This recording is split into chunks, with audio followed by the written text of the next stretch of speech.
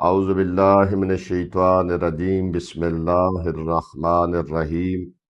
حسین منی و انا من الحسین، احب اللہ من احب حسینا۔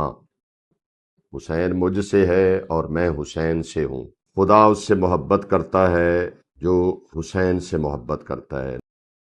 ناظرین کرام، تاریخ شہید انسانیت کے عنوان سے ہمارا کیوز پروگرام کا آج 63واں دن ہے، یعنی 63 ڈیز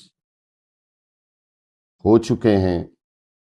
تاریخ اسلام کے عظیم ترین اور بے مثل سفر یعنی مکہ مکرمہ سے کربلا تک کے سفر عشق کو گہرائی سے سمجھنے کے لیے ان منازل، خطوط اور جغرافیائی حقائق کو جاننا ضروری ہے، جنہوں نے نواسۂ رسول صلی اللہ علیہ وآلہ وسلم کے اس قیام کو رہتی دنیا تک کے لیے ایک ابدی منشور بنا دیا۔ کتاب کے پچھلے ابواب میں ہم نے دیکھا کہ کس طرح امام حسین علیہ السلام مدینہ منورہ سے ہجرت فرما کر مکہ مکرمہ تشریف لائے۔ آج کی اس تفصیلی نشست میں ہم کتاب کے 18ویں اور 19ویں باب کا احاطہ کریں گے۔ ہم جانیں گے کہ امام حسین علیہ السلام جب مکہ سے روانہ ہوئے تو راستے میں کون سے اہم منازل آئیں۔ مشہور شاعر فرزدق اور زہیر ابن کین جیسے اصحاب حسین علیہ السلام کا قافلہ عشق میں شامل ہونے کا مستند احوال کیا ہے؟ حر بن یزید ریائی کے لشکر سے سامنا ہونے پر امام علیہ السلام نے کیا خطبات دیے، اور سب سے بڑھ کر کربلا کے اس پاک دھرتی کے لغوی، تاریخی اور جغرافیائی حقیقت کیا ہے؟ تاریخ کے ان مستند اور مروجہ حقائق کو سمجھنے کے لیے گفتگو کو آخر تک توجہ سے سماعت فرمائیں۔ ناظرین، کتاب کے 18ویں باب میں مصنف مروجہ روایات کے مطابق بیان کرتے ہیں کہ 8 ذی الحج 60 ہجری کے جب دنیا حج کے احرام باندھ رہی تھی، امام عالی مقام علیہ السلام نے دین خدا کی بقا کے لیے عمرہ ادا کیا اور مکہ سے عراق کی طرف روانہ ہوئے۔ گورنر مکہ عمر بن سعید بن العاص کے کارندوں نے آپ علیہ السلام کا راستہ روکنے کی کوشش کی، لیکن امام پختہ عزم کے ساتھ آگے بڑھے۔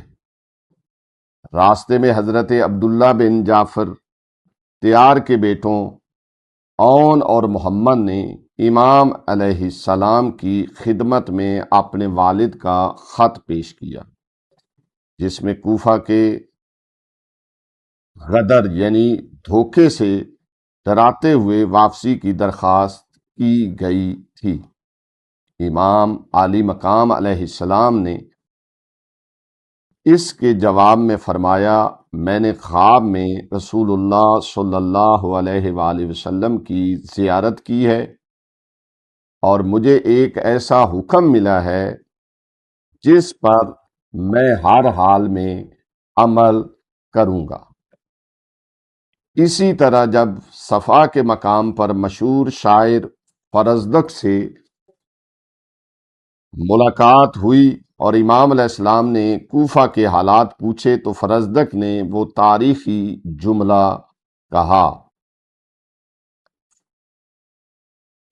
فرزند رسول لوگوں کے دل آپ کے ساتھ ہیں، لیکن ان کی تلواریں بنی امیہ کے ساتھ ہیں۔ یہ فرزدق نے امام حسین علیہ السلام کو کہا کہ ان کے دل تو آپ کے ساتھ ہیں لیکن ان کی تلواریں بنی امیہ کے ساتھ ہیں۔ امام علیہ السلام نے فرمایا سچ کہتے ہو، معاملہ اللہ کے ہاتھ میں ہے۔ مصنف آگے لکھتے ہیں کہ جیسے جیسے قافلہ آگے بڑھا حالات بدلتے گئے۔ جب امام علیہ السلام منزل سالبیہ یا زبالہ پر پہنچے تو آپ کو کوفہ سے حضرت مسلم ابن عقیل، حانی بن عروہ اور قیس بن مصر صداوی کی مظلومانہ شہادت اور اہل کوفہ کی بے وفائی کی حتمی اور مستند خبریں ملی۔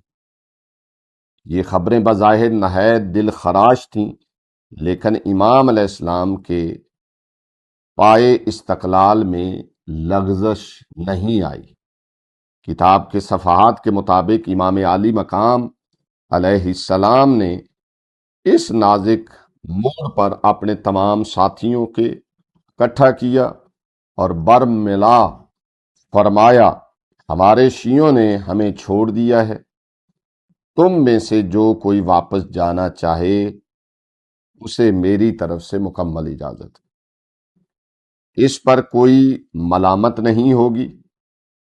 اس کا فائدہ یہ ہوا کہ جو دنیا دار امام علیہ السلام کے ان جملوں کا فائدہ یہ ہوا کہ جو دنیا دار لوگ مال و غنیمت یا اقتدار کی لالچ میں راستے میں شامل ہوئے تھے وہ سب چھٹ گئے، اور حسین علیہ السلام کا حسینی کاروان میں صرف وہی مخلص اور جانثار اصحاب باقی رہ گئے جن کے دلوں میں صرف شہادت کا شوق اور نانا کے دین کا درد۔ ناظرین سفر کا ایک نہایت اہم اور انقلابی موڑ منزل زرود پر آیا، جہاں زہیر ابن کین کا قافلہ ٹھہرا ہوا تھا۔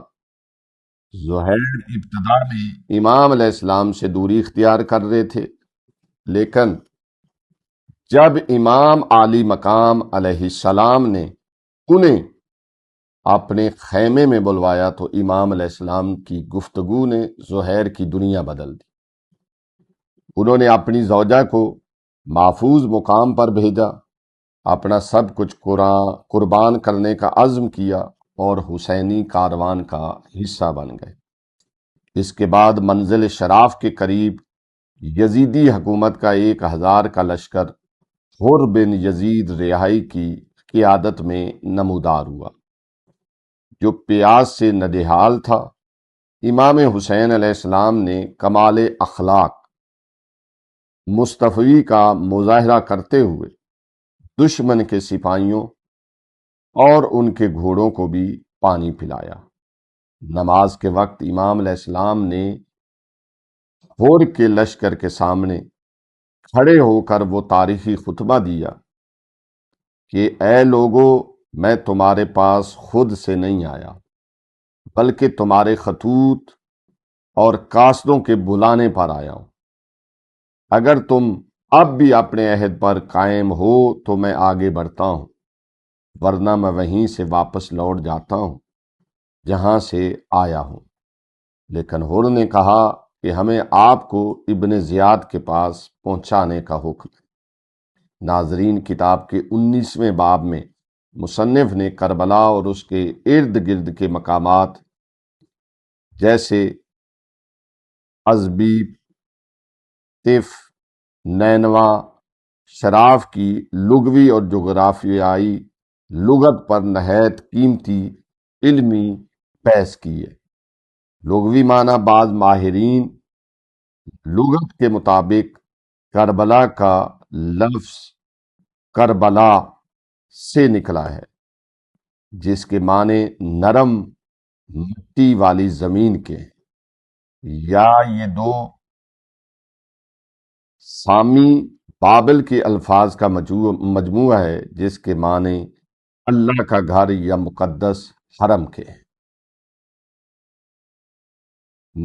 تاریخی روایات کے مطابق 2 محرم 61 ہجری کو جب امام علیہ السلام کا گھوڑا اس دھرتی پر آ کر رک گیا اور آپ نے اس زمین کا نام پوچھا تو بتایا گیا اسے کربلا کہتے ہیں۔